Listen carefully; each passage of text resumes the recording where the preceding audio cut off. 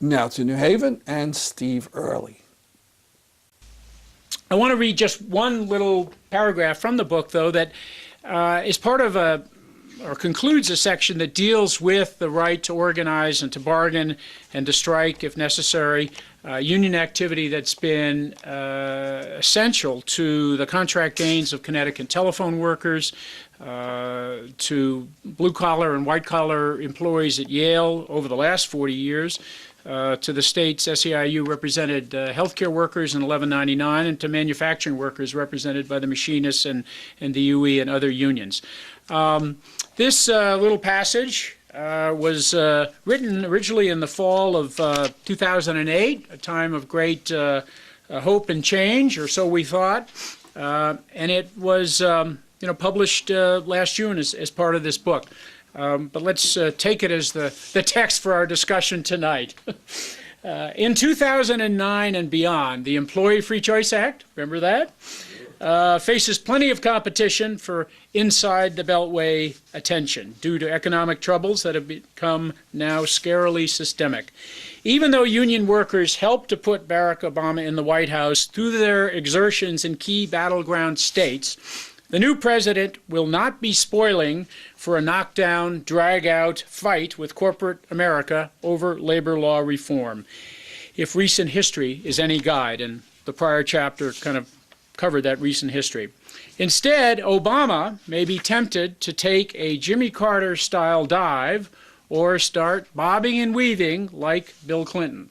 Only bottom-up pressure on the Democrats can ensure that this bout even occurs, not to mention ends favorably for labor during Obama's first year in office or any time thereafter. Now, obviously, it doesn't take a great deal of political genius or ability as a fortune teller to predict ahead of schedule that the Democrats are a disappointment waiting to happen. That's generally been true in the area of labor law reform, which a good part of the book is devoted to discussing. But it is pretty demoralizing for all of us here, I think, that now for the third time in the last 34 years, we're confronted with a major failure to enact much-needed strengthening of private sector organizing and bargaining rights, despite the fact, as we did under Carter and as we had with Clinton, we have a Democrat in the White House and large majorities, Democrat majorities in both the House and the Senate. We'll be debating that point in a moment. I love that we have optimists as well as pessimists in the audience. My own preference is for optimism of the will rather than pessimism of the intellect, but facts are facts. The fact that we've had this setback, which some may not see as a setback or only see as a temporary setback, comes at a particularly terrible time. You look at the Bureau of Labor Statistics, the numbers for 2009, we had a 10% decline in private sector union membership last year as a result of the recession. More than 700,000 union jobs in manufacturing and construction mainly lost. That's the biggest one-year drop in private sector union density in the last 25 years. In the past, under Jimmy Carter in the late 1970s, Bill Clinton in the early 1990s, our consolation prize for not getting much-needed amendments in the National Labor Relations Act that would enable us to organize more easily and get first contracts and build membership rather than lose it, has been a more labor-friendly National Labor Relations Board. If you follow what's been happening in the last week or so with the Craig Becker nomination fiasco, it looks like we're not even on a fast track to get that at this point. 1/4 of a way through Obama's first term, we still have a pretty crippled two-person NLRB in Washington.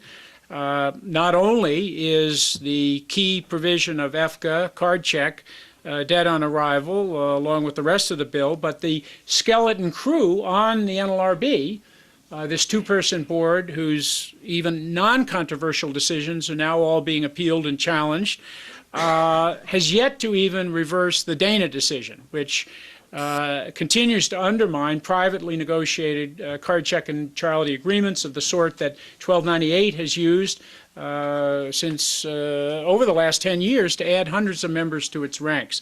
And 1298 was one of the first locals in New England to win a major campaign through a card check process up in Dover, New Hampshire in the fall of 2007.